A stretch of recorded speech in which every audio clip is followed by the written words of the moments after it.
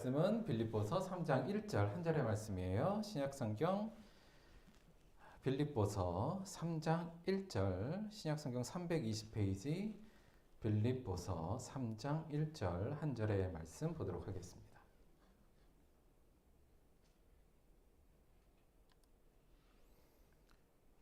빌립보서 3장 1절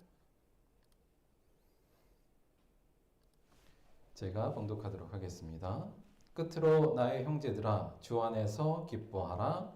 너희에게 같은 말을 쓰는 것이 내게는 수고로움이 없고 너희에게는 안전하니라. 아멘.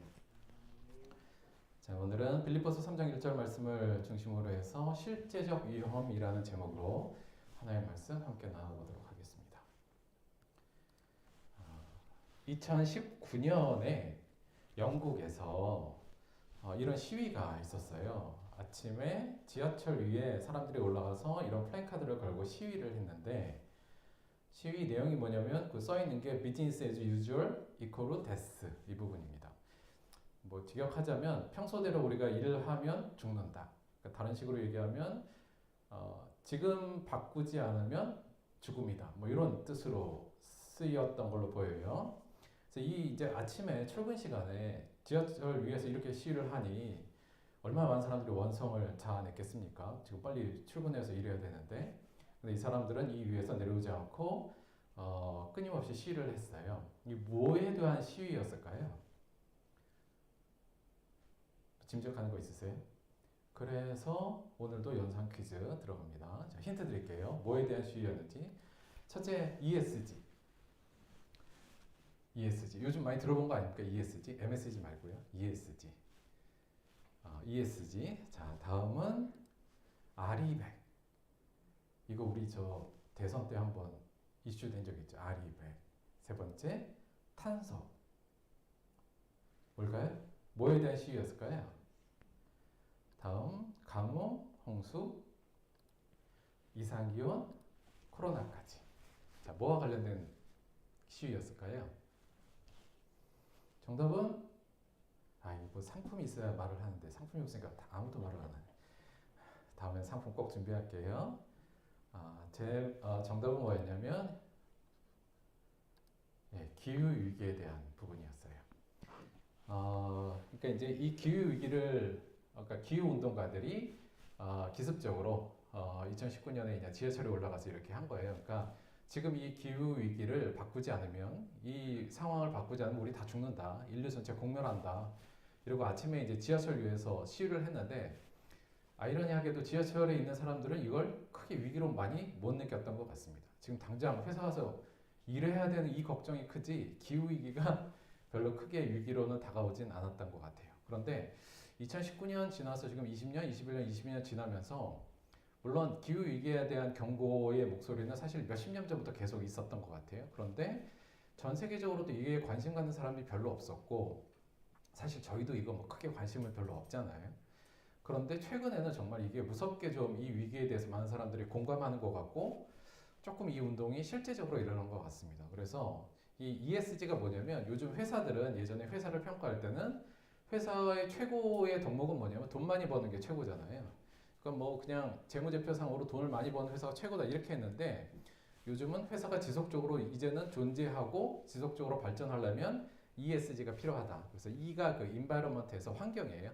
그다음에 S가 social이고 G가 governance. 그래서 회사가 단순히 돈만 많이 벌면 되는 게 아니라 이제 환경에 영향을 주는 환경에 도움을 주지 않는 회사는 앞으로 망한다.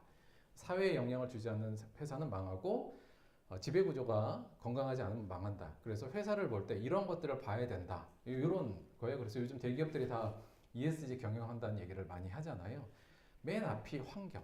그러니까 회사가 이제 환경을 훼손한다면 그 회사는 더 이상 존재할 수 없다. 이제 이러한 트렌드가 전 세계적으로 일고 있고요. 뭐 아리백도 유럽에서 같은 개념인데, 그러니까 그 회사가 앞으로 이제 신재생에너지를 100% 활용하는 회사로 만들자라는 일종의 캠페인이에요. 그 부분도 크게 지지를 받고 있고 사실 내연기관 자동차가 지난 100년이 넘는 기간 동안 전 세계를 휩쓸었지만 지금 급작스럽게 전기차로 넘어가잖아요. 그런 것들도 이 기후 위기가 정말 이거 심각한 거구나를 이제 소위 말하면 조금 사회 지도층들이 심각하게 느끼고 있고 그렇게 지금 대비하고 있는 모습이다. 이렇게 볼 수 있는 것 같습니다. 그런데 이렇게 전 세계적으로도 이제 사람들이 이 부분을 위기를 갖고 지금 대처하려고 하지만 그럼에도 불구하고 우리는 왜 기후위기에 대한 위협에 대해서 이렇게 좀 무감각하죠. 저희도 사실 여러분 앞으로 기후위기 때문에 우리 이제 다 죽을 수도 있어요. 이래도 별로 걱정 안 되잖아요. 이게 왜 그런가? 다들 이 기후위기에 대해서는 이게 인류 전체가 공멸할 수 있는 문제임에도 불구하고 온실가스가 올라오고 지금도 사실 징후들이 많죠. 북극의 얼음도 막 녹아가고 해수면 상승하고 이상기온으로 식량난부터 시작해서 별의별 문제가 다 오고 있음에도 불구하고 우리는 지금 되게 무감각해요. 그렇죠? 왜 그런가에 대해서 많은 사람들이 좀 연구하고 고민해 봤는데 이런 것 때문에 그렇다는 의견이 많습니다. 뭐냐면 인간이 위험에 느끼는 느낌과 실제적 위험 사이에 간극이 있다는 얘기예요. 그러니까 여긴 실제 위험한 거하고 여기는 인간이 그 위험하다고 내가 느끼는 감정이 간극 차이가 크다는 겁니다. 그래서 실제로 위험한 걸 실제로 크게 위험하다고 느끼면 제일 좋은데, 그렇죠?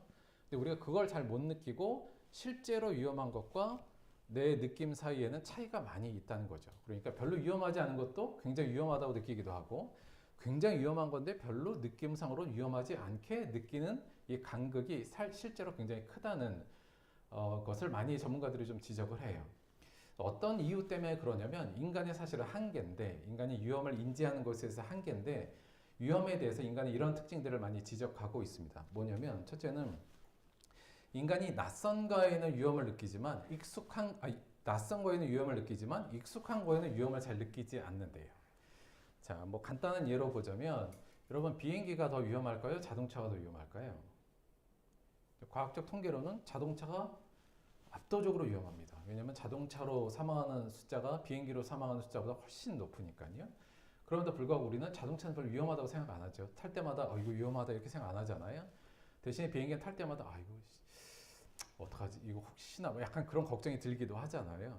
그러니까 실제로는 무엇이 더 위험한지 아닌지, 그러니까 자동차는 워낙 익숙하고 내 삶에 익숙한 거니까 이건 별로 위험하지 느끼지 않고 가끔 타는 비행기는 낯설어서 그건 굉장히 위험성을 많이 느낀다는 거예요. 하지만 실제로는 자동차가 현실적으로는 과학적 데이터로는 더 위험하다.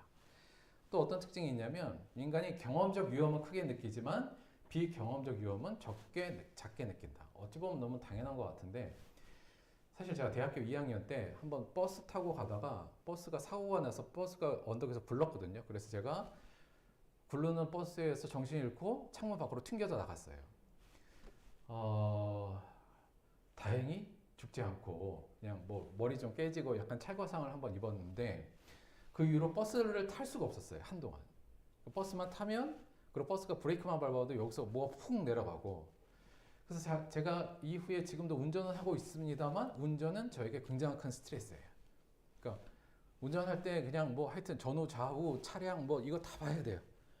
막 그러니까 엄청 신경 써야 돼요. 저는 운전을 할 때. 그러니까 막 방어 운전을 떠나서 이유는 그때 경험이 저에게 이 차 사고에 대한 위험성을 저에게 좀 크게 준 것 같아요. 그래서 저는 운전 자체는 굉장한 노동이죠. 개인적으로는. 그러니까 그거는 제가 이 부분을 나름대로 경험했기 때문에 그렇다는 거죠. 이건 뭐 좀 너무나 자연스러운 내용이기도 한데요. 그 일반적으로 우리 어르신분들이 젊은이들보다는 걱정이 많나요? 걱정이 많습니다. 왜요? 삶의 연륜을 통해서 위험을 많이 느끼셨어요. 그러니까 나이가 들수록 도전하기 어려워요. 위험성을 더 많이 아니까. 젊을 때는 위험성을 경험한 경험이 적으니까 막무가내로 도전하기도 하죠. 하지만 나이가 들면 위험한 것들을 많이 겪고 나서 사람들이 그 위험을 알기 때문에 도전하기가 쉽지 않은 것도 이러한 연유로 생각할 수도 있을 것 같습니다. 세 번째 특징은 뭐냐면 현재적 위험은 크게 느끼지만 미래적 위험은 작게 느낀다. 뭐 이건 뭐 설명할 필요 없이 당장 눈앞에 있는 작은 위험이 미래에 온다는 아직 불확실하잖아요. 미래라는 건. 따라서 그건 위험을 좀 작게 느끼는 인간적인 특징이 있고요. 네 번째 보면 다수가 느끼는 위험은 크게 느끼지만 소수가 느끼는 위험은 무감각하다. 다시 말하면 이거 일종의 대중심리요. 많은 사람들이 야 그거 무서운 거야 위험한 거야 그러면 나도 이걸 위험하다는 감지를 하는데 사람들이 별로 그거에서 위험을 못 느끼면 나도 그걸 특별히 위험하게 느끼지 못하는 그런 특징들이 있다는 거죠. 그런데 기후는 이런 거에 모든 거에 결합이 돼 있어요. 다시 말씀드리면 기후는 우리한테 너무 익숙한 거라 이게 뭐 그냥 매일 겪는 것들이라 이게 낯설지 않고요. 또 아직은 우리가 기후 위기를 특별하게 경험해 본 적이 별로 없어요. 기후 위기를 통한 위기를 개인적으로 특별히 느낀 적도 없고 또 이건 미래적 위험이잖아요. 다들 기후 위기 하면 뭐 한 30년, 40년 일 아니야? 뭐 이렇게 생각하니까 미래적 일이라고 생각해서 별로 위험하다고 느끼지 않고요. 아울러서 다수가 지금 기후 위기에 대해서 뭐 이렇게 크게 심각성을 안 갖고 있잖아요. 따라서 나도 뭐 그냥 기후 위기 뭐 이거 뭐 사람들이 떠드는데 이게 그렇게 위험한 거야? 이제 이런 생각이 들 수밖에 없다는 거죠. 따라서 기후 위기는 실제로는 굉장히 심각한 현재의 지구상의 큰 문제임에도 불구하고 우리는 사실 이 부분을 크게 느끼지 못하고 있다. 아마 전 세계 지도자들은 그래서 이걸 어떻게 우리들한테 그 일반 사람들이 느낄 수 있도록 끊임없이 어떤 그 영향을 주고 어떤 동기부여를 하려고 하는 것 같은데 저희들도 그 부분에 대해서는 좀 따라가야 되지 않나 이런 생각은 좀 듭니다. 근데 굉장히 재미있는 게 그 매슬로운 사람이 예전에도 말씀드렸지만 인간의 욕구 중에 안전에 대한 욕구가 밑에서 두 번째로 높거든요. 그러니까 그냥 가장 생리적인 욕구 다음이 인간이 가장 원하는 욕구가 안전인데 사실 생각해보면 우리 주변에 안전 불감증으로 인한 사고 이런 얘기 엄청 많이 나오잖아요. 그러니까 욕구는 안전에 대한 욕구는 굉장히 강한데 안전 불감증도 굉장히 강하다. 되게 모순적이긴 하지만 아마 이러한 특징들 때문에 그러한 모순적인 결과도 나온 것이 아닌가. 우리가 제대로 큰 위험에 대해서 위험을 잘 못 느끼는 부분이 있다. 이 부분을 꼭 생각해 볼 필요가 있을 것 같습니다. 이 위험을 인지하는 건 일단 제일 중요한데요. 위험을 제대로 인지하는 것. 왜냐하면 위험을 제대로 인지해야 그거에 대한 대안과 대비를 할 수 있고요. 그래야 사실은 안전을 확보할 수 있잖아요. 따라서 우리가 정말 위험한 것에 대해서 내가 이걸 위험하다고 느낄 수 있는 것, 그게 어찌 보면 지혜이기도 하고 지식일 수도 있다. 이렇게 생각할 수 있을 것 같습니다. 자, 여러분, 우리에게 있어서 가장 큰 현재 위험은 뭘까요? 여러분에게 있어서 지금 가장 큰 위험은 뭡니까? 내가 가장 걱정하고 또 나에게 위협을 강화하는 것은 무엇일까요? 물론 기후 위기도 전 세계적으로 보면 그렇고요. 요즘에는 경제 위기 굉장히 많이 하죠. 지금은 경제 침체를 넘어서 경제 위기로 지금 가고 있다라고 뭐 뉴스에서도 매일 떠들고 있고요. 그것뿐만 아니라 우리나라 보면 이제 인구 문제도 위기라고 얘기하고 있고 또 우리에게는 북한 위기도 있기도 하죠. 그런 위기도 있고요.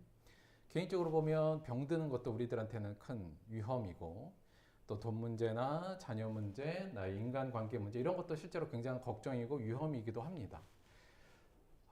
그런데 그 중에서 가장 큰 위험은 뭘까요? 여기서 가장 큰 위험이라는 것은 내가 느끼는 위험이 아니라 느낄 수 있는 강도 위험이 아니라 실제적으로 가장 큰 위험은 무엇일까를 한번 찾아보자는 겁니다. 우리의 느낌과는 상관없이 성경은 우리에게 가장 위험한 것을 이야기하고 있습니다. 성경이 전하는 최고의 위험은 뭘까요?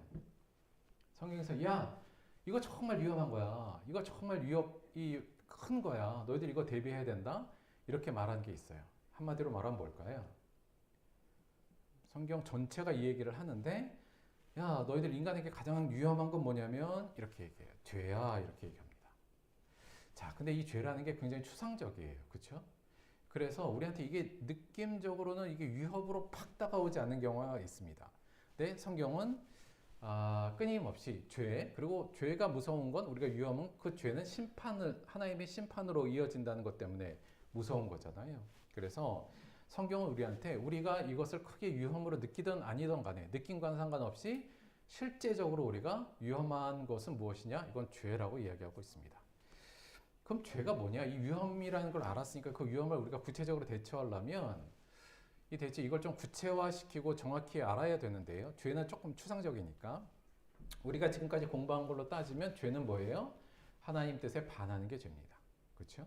그러면 하나님 뜻은 무언가? 여태까지 우리가 하나님의 뜻, 하나님의 명령은 무엇인가를 쭉 살펴본 것은 이거였죠. 뭐였어요? 이쯤이면 저희가 워낙 반복을 많이 했으니까 하나님이 우리에게 가장 원하는 뜻은 뭐예요? 두 가지. 최선을 다해 하나님을 사랑하고 또 최선을 다해서 네 이웃을 사랑하라. 이 이중계명이 최고의 하나님의 뜻이고 하나님의 명령이라는 말씀을 계속적으로 드리고 있어요. 자, 그러니까 이게 하나님의 뜻이면 다시 말하면 죄는 뭐냐? 요거와 반하는 거겠죠. 그렇죠? 요거와 반대되는 게 죄고요. 자, 최선을 다해서 하나님을 사랑하라와 반대되는 건 뭘까요? 이게 성경적 용어로 따지자면 하나님을 최선을 다해 하나님을 사랑하라는 우상 숭배하지 말라와가 그 내용이 될 것 같아요. 다시 말하면 우상 숭배는 가장 위험한 거죠. 왜냐하면 가장 큰 죄 중에 하나니까. 자, 우상 숭배하면 근데 우리가 탁 떠오르는 게 뭐 불상에 절하고 뭐 다른 종교를 가지는 거 쉽게 이렇게 얘기하는데 성경에서 물론 그렇긴 하죠. 성경에서도 그런 부분을 뭐 이단 어떤 다른 타 종교를 믿는 거 뭐 이런 것도 포함됩니다만 실질적으로 성경에서 그리고 현실적으로 오늘날 가장 큰 우상 숭배는 뭐죠? 뭐가 우리들의 우상인가요? 뭐 이건 뭐 제가 볼 때는 시대를 초월한 것 같긴 합니다만 성경에서도 가장 큰 우상 숭배는 돈이다 이렇게 얘기합니다. 구약에서 대표적인 이단이 아니죠 우상이 뭐였어요? 바알과 아세라. 바알과 아세라가 무슨 신이었다고요? 풍요의 신. 그러니까 풍요롭고 많은 것을 얻으려고 하는 것이 사실은 우상 숭배의 핵심이죠. 그래서 우상 숭배하는 건 뭐냐? 돈을 숭배하는 것. 그것이 죄이며 그것이 가장 위험하다. 이렇게 얘기하고 있다는 게 성경의 말씀이고요. 또 하나는 뭐냐면 최선을 다해서 네 이웃을 사랑하라와 반대되는 건 그럼 뭘까요? 이건 뭐 간단하죠. 이기적인 자기 사랑, 나를 사랑하는 것. 이게 다시 말하면 죄고 한마디로 다시 말씀드리면 이거 굉장히 위험한 거라는 얘기입니다. 왜냐하면 이러한 돈을 사랑하는 우상 숭배와 하나님의 뜻에 반하는 이기적 자기 사랑은 결국 뭐예요? 죄이고 심판받을 것이기 때문에 성경이 이 이야기를 제가 볼 때는 너무나도 많이들 반복합니다. 간단하게만 살펴볼게요. 신명기 28장 15절에서 24절 하나님께서 처음에 이스라엘 백성들에게 계약을 맺으시고 그 다음에 주셨던 말씀 중에 신명기 말씀인데요. 내가 만일 내 하나님 여호와의 말씀을 순종하지 아니하면 사실 10계명도 요 두 가지잖아요. 하나님을 사랑하라 1계명부터 4계명까지, 이웃을 사랑하라 5계명부터 10계명까지. 그렇죠? 그러니까 여호와의 말씀을 순종하지 아니하면 이 말씀은 최선을 다해 하나님을 사랑하와 내 이웃을 사랑하라를 너희가 순종하지 아니하면 이 모든 저주가 내게 임하며 내게 이를 것이니 내가 들어가도 저주를 받고 나가도 저주를 받으리라. 그것들이 하늘에서 내 위에 내려 마침내 너를 멸하리라. 이렇게 경고하고 있습니다. 예수님도 사실은 이에 관한 얘기를 엄청 많이 하셨죠. 다양한 비유를 통해서. 대표적으로 우리가 잘 아는 말씀으로 꼽아서 보자면 나의 이 말을 듣고 행하지 아니하는 자는, 나의 이 말은 뭐예요? 산상수훈의 말씀. 산상수훈의 말씀 핵심도 이 두 가지라는 말씀을 계속 드렸어요. 행하지 아니한 자는 그 집을 모래 위에 지은 어리석은 사람 같으리니 비가 내리고 창수가 나고 바람이 불어 그 집에 부딪힘에 무너져 그 집이 무너짐이 심하니라. 그냥 하루아침에 무너진다는 얘기고요. 바울의 말로 표현하자면 하나님을 모르는 자들과 우리 주 예수의 복음에 복종하지 않는 자들에게 형벌을 내리시리니 이런 자들은 주의 얼굴과 그의 힘의 영광을 떠나 영원한 멸망의 형벌을 받으리로다. 성경은 처음부터 끝까지 우리가 하나님의 뜻에 반하는, 특히 우상 숭배와 이기적 자기 사랑, 이웃을 돌보지 아니하고 이웃을 무시하고 그들을 압제하고 그들의 것을 빼앗고 그들을 밑에 두고 압제하는 자들, 이런 자들은 다 죄인이고 그것으로 인하여 멸망받고 심판으로 멸망받을 것이라는 얘기를 끊임없이 얘기하고 있습니다. 그럼에도 불구하고 우리가 이거에 대해서 이걸 큰 위험이라고 별로 안 느끼잖아요. 왜요? 첫째, 아직 미래적인 일이에요. 그렇죠? 심판은 미래적인 일이고 우리가 아직 경험해보지 못했어요.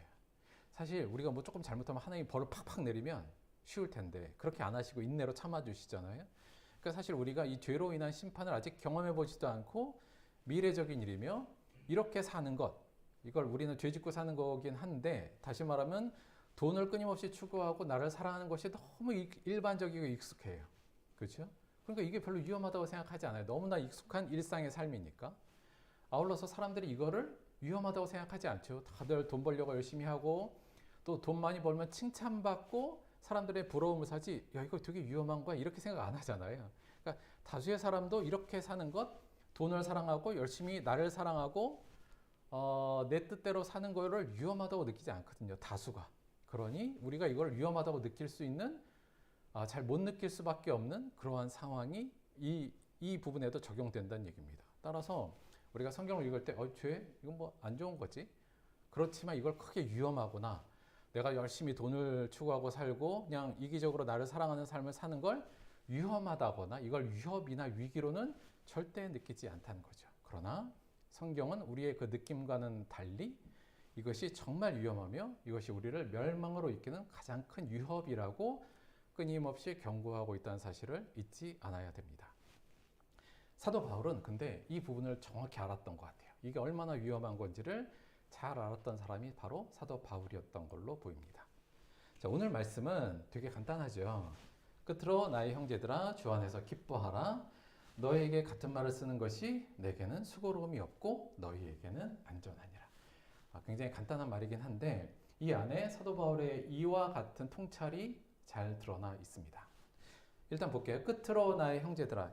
여기에 끝으로는 이제 1장하고 2장에서 쭉 얘기했던 거, 어찌 보면 저희가 지금까지 쭉 빌립보서 하면서 공부했던 말을 마지막으로 얘기 정리하면서 한 번 더 강조할게 이죠. 끝으로 나의 형제들아. 지금 빌립보 교인들을 진정한 형제로 지금 받아들이고 있죠. 정말 자기가 사랑하고 우리가 지난번에도 봤듯이 사도 바울이 빌립보 교인들을 정말 사랑했던 것 같아요. 그래서 그들을 정말 사모하고 그들이 정말 신앙적으로 성숙하고 하나님께 칭찬받는 게 그걸 위해서라면 내 목숨도 아끼지 않는다. 지금 이 부분이잖아요. 그러니까 나의 형제들 안에 제가 볼 때는 그 사랑이 깊이 담겨 있고요. 근데 뭐라고 명령하냐면 주 안에서 뭐 하라고요? 기뻐하라. 근데 이 말씀을 이 주석하는 사람들에게 이런 말이 굉장히 사실 어렵긴 어렵습니다. 뭐냐면 주 안에서 이게 대체 무슨 말이야? 이런 거예요. 주 안에서라는 게 우리가 그냥 느낌적으로는 이게 어찌 보면 굉장히 은유적이잖아요. 주 안에서 기뻐하라는 굉장히 은유적인 표현이라 실제로 주석하는 사람들은 이게 대체 주 안에서가 어떤 의미냐를 굉장히 고민하는데 무슨 의미일까요? 주 안에서 기뻐하라. 저희가 공부하긴 했어요. 근데 이게 일반적으로는 보통 어떻게 이해를 많이 하는 경향이냐면 주의 은혜 안에서 기뻐하라. 그러니까 주가 주신 십자가의 은혜 안에서 늘 기뻐하라. 저희가 이렇게 느끼는 경향이 많은데 물론 그것도 틀린 건 아니지만 너무 협소한 해석인 것 같고요. 지금 우리가 쭉 공부한 거에 의하면 사도 바울이 지금 주 안에서 기뻐하라는 건 뭘 기뻐하라는 얘기였어요? 복음에 합당한 생활을 하는 것을 기뻐하고 자랑하라. 지금 쭉 그 얘기하죠. 예수의 삶을 품고 그 마음을 품고 겸손하여 서로가 서로를 섬기는 것, 서로의 종로로 타는 것을 기뻐하고 자랑하라. 지금 쭉 이 얘기를 계속했잖아요. 그러니까 오늘 이야기의 끝으로 굳이 얘기하자면 여기서 주 안에서 기뻐하라는 것은 그 은혜 안에서 은혜 받은 걸 기뻐하라는 내용이라기보다는 주가 주신 은혜는 당연히 기쁜 거잖아요. 굳이 명령하지 않아도 이건 기쁜 거예요. 근데 여기서의 주 안에서 기뻐하라는 건 기뻐해야만 한다는 어떤 당위가 포함된 거지 않습니까? 여기서 주 안에서 기뻐하라는 내용은 예수의 삶을 품고 복음에 합당한 삶을 사는 것을 기뻐하라요. 보통은 이걸 기뻐하진 않으니까. 그렇죠? 보통 이거를 어려워하고 힘들어 하잖아요. 하지만 지금 사도 바울은 뭐냐면 지난번에도 말씀을 드렸지만 우리가 예수의 분을 품고 복음에 합당한 삶을 사는 거 그 어려운 건 맞아. 그러나 그것이 참으로 가치 있는 일이니까 그것 너희들 기뻐하고 자랑스럽게 여겨 지금 쭉 그 얘기를 했다고 말씀을 드렸죠. 그래서 주 안에서 기뻐하라는 예수의 삶을 품고 복음에 합당한 삶을 사는 것을 기뻐하고 자랑스러워하라. 지금 이 얘기고요. 지금 우리가 했던 얘기로 하자면 최선을 다해서 하나님과 이웃을 사랑하는 삶을 기뻐하고 자랑스러워해라. 우리가 이렇게 이해할 수 있을 것 같습니다. 그러니까 이거는 쭉 했던 말을 지금 한 번 더 강조한 거라고 볼 수 있어요. 주 안에서 기뻐하라. 근데 그 다음 말이 뭐냐면 너희에게 같은 말을 쓰는 것이 내게는 수고로움이 없다. 자, 무슨 말이냐면 나 여태 이 얘기 주구장창 지금 반복했잖아. 지금 이 말이에요. 그러니까 1, 2장부터 강조한 것도 있지만 사실 사도 바울이 쓴 성경에 있는 사도 바울의 편지가 한 13권 정도 된다고 볼 때 제가 볼 때는 사도 바울이 그 편지 내용들이 다 다른 것처럼 보이지만 궁극적으로 가면 하나예요. 주 안에서 기뻐하라예요.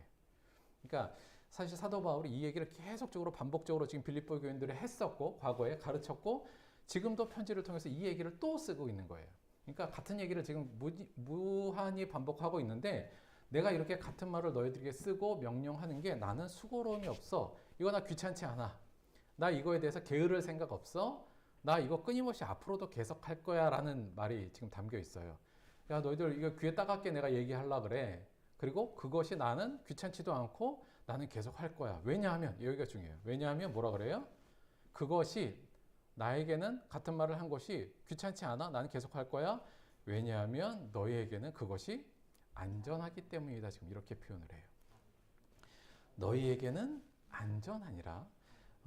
무슨 말이냐면 이것이 주 안에서 기뻐하는 것이 죄와 그로 인한 하나님의 심판에서 너희를 안전하게 지켜주기 때문이다. 지금 이렇게 얘기하는 거예요. 영어 번역본 중에 하나는 이거를 어떻게 했냐면 이것이 너희에게는 안전장치니라 이렇게도 번역을 했어요.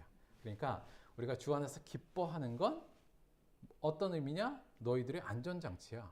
이 얘기예요. 그렇게 해야 너희들이 안전한 거야. 왜냐하면 사실 생각하면 간단하죠. 왜냐하면 주 안에서 기뻐하는 것이 최선을 다해서 하나님과 이웃을 사랑하라는 거잖아요. 그것을 열심히 하다 보면 뭐하고 멀어져요? 죄하고 당연히 멀어지죠. 죄가 뭐예요? 우상숭배와 자기사랑.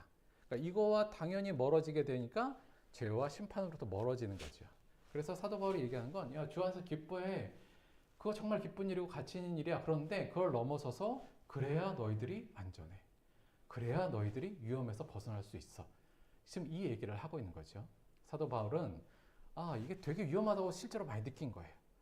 진정 그냥 우리가 돈을 쫓고 우리 스스로 나 스스로를 사랑하면서 그냥 우리가 소위 말하는 일상적인 삶, 그냥 그대로 모든 사람이 살아가는 것처럼 살아가는 건 굉장히 위험한 거구나. 그리고 우리가 그 위험에서 벗어나는 유일한 길은 뭐냐? 하나님의 뜻을 쫓는 것. 그것이 바로 우리를 안전하게 지키는 안전장치구나. 이렇게 얘기한 걸 보면 사도 바울은 이 위험을 아주 직관적으로 그리고 아주 중요하게 느끼고 있었다는 것을 우리가 볼 수 있는 것 같습니다. 이 부분으로 다시 한번 정리를 하자면 저희가 하나님 나라의 시민과 세상 나라의 시민 이렇게 저희가 계속 대조해서 지금 보고 있는데요. 우리가 하나님의 나라의 시민으로 살기 위해서 이런 게 필요하다는 말씀을 계속 드렸어요. 믿음이 필요하고 내 몸으로 그리스도가 존귀케 되는 소망을 늘 품는 거, 이것을 구원의 증거로 삼고 예수의 삶을 품고 또 하나님의 말씀 안에 대해서 두려움과 떨림의 마음을 가져야 되고 아울러서 우리가 하나님의 나라의 시민으로 사는 것에 대한 기쁨과 자랑이 있어야 된다. 정말 내가 예수 그리스도의 길을 내가 대신 이어서 간다는 것에 대한 기쁨과 자부심이 있어야 된다. 이 말씀도 드렸는데요. 오늘 말씀으로 오늘 걸로 얘기하자면 꼭 하나 또 필요한 게 있어요. 뭐냐면 이 세상 나라의 세상 시민으로 그냥 소위 말하면 평범하게 남들처럼 사는 것은 굉장히 큰 위험이며 위협이고 이게 위기라는 것을 자각하는 게 필요합니다. 사실 저희가 이거 별로 자각 안 해요. 그러니까 하나님 나라의 시민으로 살면 좋은 거지 뭐. 그건 가치 있는 일이란 건 내가 오케이 인정. 그러나 그냥 세상 사람들처럼 사는 것 그건 뭐 그냥 그것도 보통이지. 이 정도로 인정하는 것, 인식하지. 이게 위험한 일이구나. 이렇게 사는 것이 나한테 큰 위협이구나. 이거 큰 일이 나는 일이구나를 별로 인식하지 못하고 있다는 거죠. 사도 바울은 이 세상 나라 시민, 세상 시민으로 그냥 우리가 일반적으로 사는 것, 그저 그냥 돈 열심히 벌고 그냥 내가 원하는 것 하고 그렇게 사는 것은 아주 큰 위협이라고 느꼈습니다. 왜냐하면 성경이 그렇게 가르치고요.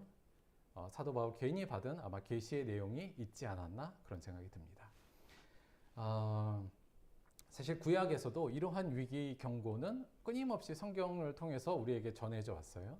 다시 말하면 우리가 우상 숭배하고 돈을 사랑하고 그냥 내 뜻대로 내 좋은 것들 내 뜻대로 사는 것이 얼마나 위험한지는 성경이 그동안 우리에게 많은 것을 보여줬습니다. 우리가 뭐 그냥 몇 가지만 들어봐도 노아의 홍수 우리가 다 알죠. 왜 하나님께서 그들을 심판하셨어요? 그들이 하나님을 잊어버리고 하나님을 우상 숭배하고 또 자기들의 뜻대로 사는 것 때문에 하나님께서 실망하시고 그들을 심판하신 거 아닙니까? 우리가 잘 아는 소돔과 고모라도 마찬가지이고요. 그 심판도 이거에 대한 경고이고 사실 그 이후에 유수한 이스라엘의 역사를 통해서 보여주는 구약의 경고는 단 하나 이겁니다. 우리가 하나님의 말씀에 순종하지 않고 돈을 사랑하고 또 이웃을 사랑하지 않으면 이스라엘처럼 멸망한다. 이 얘기를 전하는 게 구약의 대부분의 내용이고요. 선지자들이 그렇게 외쳤던 내용들, 수많은 선지자들이 나와서 외쳤던 내용이 바로 그겁니다. 회개해. 너희들 지금 큰 위험 속에 있어. 너희들 그렇게 살면 너희들 여전히 돈만 사랑하고 밑에 있는 사람들을 압제하면서 자기의 호의호식만 누리면 너희들 그거 큰 위협이야. 하나님의 심판이 있어. 조심해야 돼. 이 얘기를 끊임없이 참된 선지자는 이야기했고 거짓 선지자들은 그래도 돼.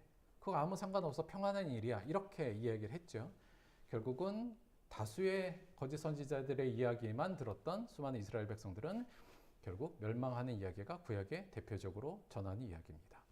그래서 저희가 이게 정말 지혜는 뭔가, 정말 명철한 게 뭔가, 정말 믿음이 있는 건 뭔가를 생각할 때, 아, 이렇게 사는 것, 그저 그렇게 세상 사람처럼 사는 건 큰 위험한 일이구나를 아는 것, 그것을 인지하는 게 성경이 주는 지혜를 제대로 우리가 받아들인 일이라고 할 수 있는 거죠. 우리가 여전히 지난번에도 봤지만 요 예화 하나만 더 듣고 마무리 지으려고 합니다. 부자와 나사로요. 그렇죠? 우리가 부자가 누가복음에 나오는 이 부자와 나사로 이야기인데요. 다시 한번 말씀을 드리면 예수님께서 하신 비유예요. 한 부자가 있어서 매일 호화롭게 연락하고 매일 잔치를 베풀면서 살아가죠. 그의 문 앞에는 거지 나사로가 있었습니다. 그가 상에서 떨어지는 것을 주워 먹으려 했지만 그것마저도 못 먹죠. 화면은 확 바뀌어서 그 다음에 나사로는 죽어서 이 거지는 결국 죽어서 아브라함의 품에 안기고 이 부자는 지옥에 떨어집니다. 그리고는 이 지옥에 떨어져 있던 부자가 아브라함과 나사로를 통해서 제발 내 목에 물 한 방울만 좀 적시게 해주세요 이렇게 부탁을 하죠. 아브라함이 그것을 거절합니다. 그리고는 마지막 청을 하죠. 알겠습니다. 나한테 물 한 방울 안 주셔도 되는데 내가 이 고통을, 이 위험을 내 가족들에게 다시 꼭 알려주고 싶어요. 나같이 이렇게 되지 말라고 꼭 알려주고 싶으니까 제발 나사로를 좀 보내서 이러한 일이 있는 것을 다시 한번 내 가족들에게 다시 한번 좀 알려주세요. 이렇게 부탁을 하죠. 그 부탁도 어떻게 되죠? 28절 내 형제 5이 있으니 그들에게 증언하게 하여 그들로 이 고통받는 곳에 오지 않게 하소서. 아브라함이 이르되 그들에게 모세와 선지자들이 있으니 그들에게 들을지니라. 이르되 그렇지 아니하니이다.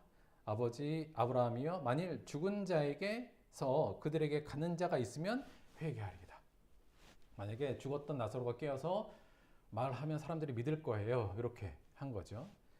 31절 이르되 모세와 선지자에게 듣지 아니하면 비록 죽은 자 가운데서 살아나는 자가 있을지라도 권함을 받지 아니하리라 하였다 하시니라. 결국 그 요청은 거절됩니다. 모세와 선지자, 다시 말하면 성경을 통해서 깨닫고 알아야지 그렇지 않는 사람들은 죽었던 사람이 깨어나서 말해도 결국은 안 들을 거야. 지금 이 얘기죠.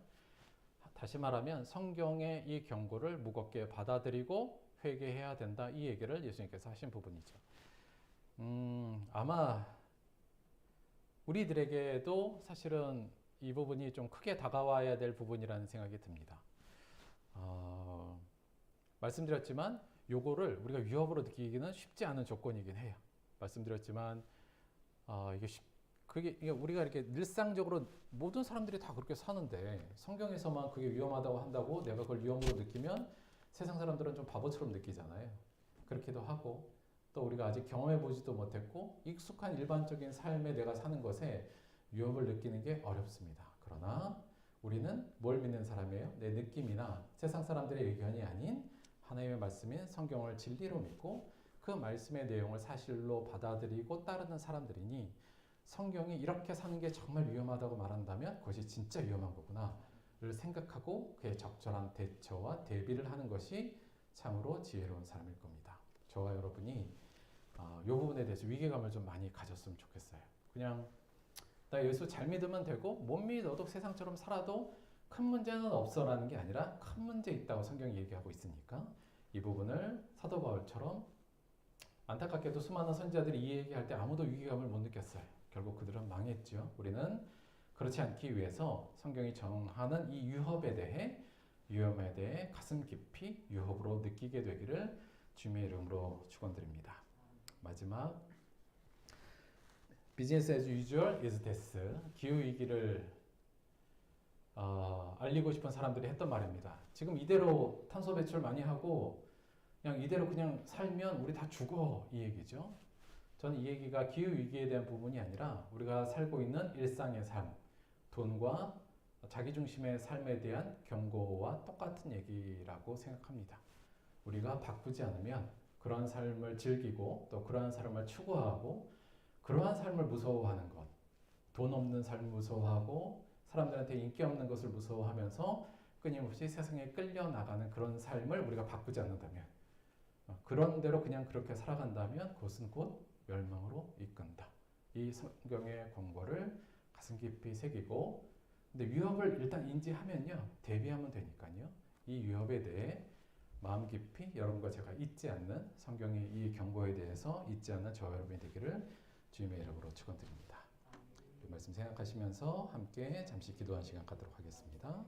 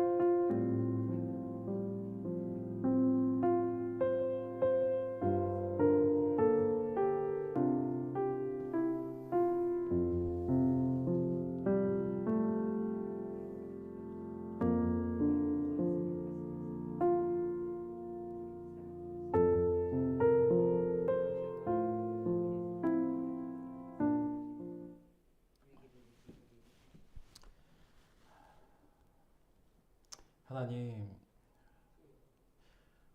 우리는 무엇을 위험하다고, 위기라고, 위협이라고 느끼고 있습니까? 기껏해야 우리의 가슴에 상처를 조금 남기고 조금 부족하게 사는 것들에 위협을 느끼고 떨던 우리들을 돌아보게 하여 주옵소서. 이 땅의 진정한 위협, 죄와 그로 인한 심판, 하나님 뜻에 반하는 삶에 대한 이 위협을 우리가 위협으로 느끼지 못함을 용서하여 주옵소서. 수많은 선지자들이 우상 숭배하고 자기 사랑의 삶을 살아가는 자들에게 그들의 위험함을 경고했을 때,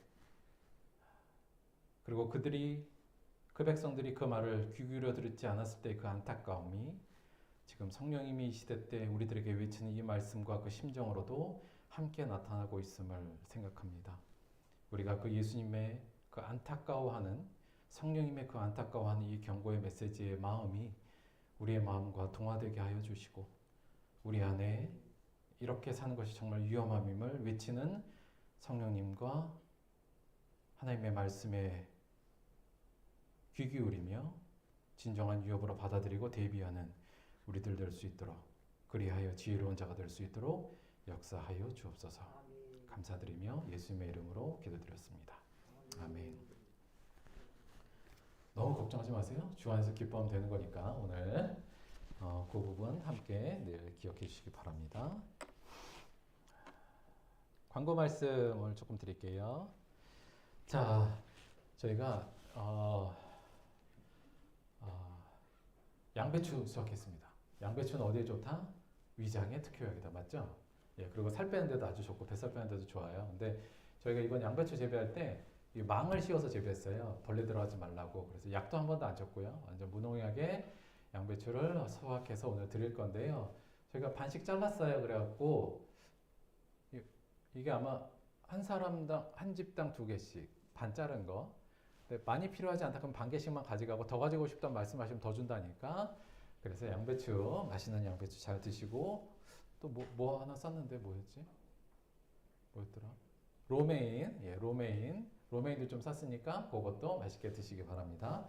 그리고 한 가지 광고할 게 있는데, 저희가 지금 저희가 약간 코로나가 다시 좀 유행일 조짐이 있다 이래가지고 좀 긴장스럽기도 하고 저도 걱정스럽긴 한데요. 원래는 한 7월 말쯤 해서 저희도 오랜만에 전교인 수련회, 여름 수련회 같은 거 좀 할 생각이었어요. 말이 수련회긴 하지만 우리 좀 친해보자 약간 그런 느낌으로 프로그램도 조금 하고 저녁에 밖에서 야외에서 바베큐도 좀 먹고 밤에 뭐 차도 마시고 얘기도 하고 뭐 그러면서 좀 친해지고 하루 1박 하면서 좀 친해져 보려는 계획을 했었는데 그래 조금 위험하긴 하지만 지금은 계속 좀 추진해 보려고 해요. 그래서 저희가 나름 여기가 2층도 숙소가 있고 숙소도 나름 꽤 괜찮아요. 다들 냉방수도 잘 돼 있고 그래서 다 같이 아이들도 이제 와서 물놀이도 좀 하고 어른들끼리 또 바베큐도 먹고 이제 이런 좋은 수련회 겸 마른 수련회 그러고 약간 우리 단합대회 같은 그런 거 하려고 생각 중이거든요. 근데 날짜가 조금 요일이 그래서 어쩔 수 없이 토요일하고 주일날 이렇게 연이어서 토요일날 하고 주일날 주일 예배 드리고 끝내는 걸로 그렇게 할 생각이긴 한데 날짜 문제가 지금 저희가 가능한 게 7월 23 토요일, 24 주일, 그 다음 주 30, 31일, 그 다음에 하나 더 나가면 8월 6일, 7일 요 정도 중에 했으면 좋겠거든요. 뭐 어차피 어쩔 수 없이 못 참석하면 어쩔 수 없이 못 참석하던 분은 할 수 없지만 그래도 대부분 다 참석할 수 있는 날짜로 좀 잡는 게 좋을 것 같아서 어떤 날짜가 좋을지 정확히 모르겠어요. 그래서 요거 조금 설문조사 이제 끝나고 할 테니까 자기가 가능한 날짜 또는 좋은 날짜 말씀해 주시면 그거 취합해서 가장 많이 참석할 수 있는 날짜로 해서 정해서 다음 주에 말씀드리도록 할게요. 그냥 전체적인 내용은 일단 토요일 날 모여서 어차피 여기서 하여튼 좀 재밌게 놀고요. 프로그램도 하고 예배도 좀 드리고 바베큐도 먹고 하여튼 좀 재밌게 해볼 생각이에요. 그러니까 친목을 좀 도모하고 우리 하나 되는 의미로 이 부분에 대해서 되도록이면 큰일 없으면 다들 참석하시는 걸로 많이 좀 협조해 주시길 바랍니다. 이따가 식사하실 때 날짜 그 중에서 세 주 중에서 가장 좋은 날짜 말씀해 주시면 다음 주에 정하도록 하겠습니다. 오늘 점심이 제육된장 비빔밥하고 불고기 고추장 비빔밥 2종을 준비했는데 반반씩 했어요. 이 반반씩을 웬만하면 안 하려고 그러는데 왜냐면 싸우니까 내가 이거 먹을래 내가 저거 먹을래 싸우기 때문에 웬만하면 반반을 안 하는데 혹시 나는 된장은 안 먹어 또 이럴까봐 반반씩 했거든요. 싸우지 마시고 이거 갖고 싸우면 그렇잖아요. 싸우지 마시고 되도록이면 이제 함께 먹는 사람들끼리 반반씩 나누면 서로 나눠 먹을 수도 있고 좋을 것 같아요. 그렇게 해서 맛있게 점심 드시면 되겠습니다. 다음 주 기도는 우리 유지현 성우님 왜 아닌 것처럼 바라봐갖고 다음 주 대표 기도 깜짝 놀랐네. 잘 부탁드립니다. 헌금을 위해서 기도하고 주기도문 합독으로 예배 마치도록 하겠습니다. 하나님 고맙고 감사합니다. 이 위험한 세상, 이 위기의 삶 속에서 우리들에게 그 위기를 알려주시고 그 위험을 알려주시고 대비하게 하시고 또 우리를 글로 이끌어 주시는 하나님의 은혜와 성령님의 은혜에 감사드립니다. 저희들이 단 한순간도 이 경고에 마음을 잊지 않도록 도와주옵시고 우리가 살아가는 일반적인 삶이 위험하다는 사실, 이 경고에 저희들이 즉각적으로 반응하며 대비하는 자 될 수 있도록 함께하여 주옵소서. 여전히 우리의 생명 되시고 길 되시는 성령님이 있기에 예수 그리스도께서 있기에 우리에게 걱정이 없음을 믿습니다. 그러나 안심하지 않고 두렵고 떨림으로 이 길을 완수하는 우리들 될 수 있도록 도와주옵소서. 주신 은혜 감사하며 또 주 앞에 예물로 드렸습니다. 이 예물이 그 드리는 손길이 우리를 우상 숭배로부터 자기 사랑으로부터 지키고 보호하는 안전장치 역할을 잘 할 수 있도록 함께 도와주옵시고 이 예물 드릴 수 있는 모든 곳에 이 하나님의 은혜와 지혜가 널리 전파될 수 있도록 함께하여 주옵소서. 예수님의 이름으로 기도드렸습니다. 아멘. 주기도문 합독하겠습니다. 하늘에 계신 우리 아버지여, 이름이 거룩히 여김을 받으시오며 나라가 임하시오며 뜻이 하늘에서 이루어진 것 같이 땅에서도 이루어지이다. 오늘 우리에게 일용할 양식을 주시옵고 우리가 우리에게 죄진 자를 사하여 준 것 같이 우리 죄를 사하여 주시옵고 우리를 시험에 들게 하지 마시옵고 다만 악에서 구하시옵소서. 나라와 권세와 영광이 아버지께 영원히 있사옵나이다. 아멘.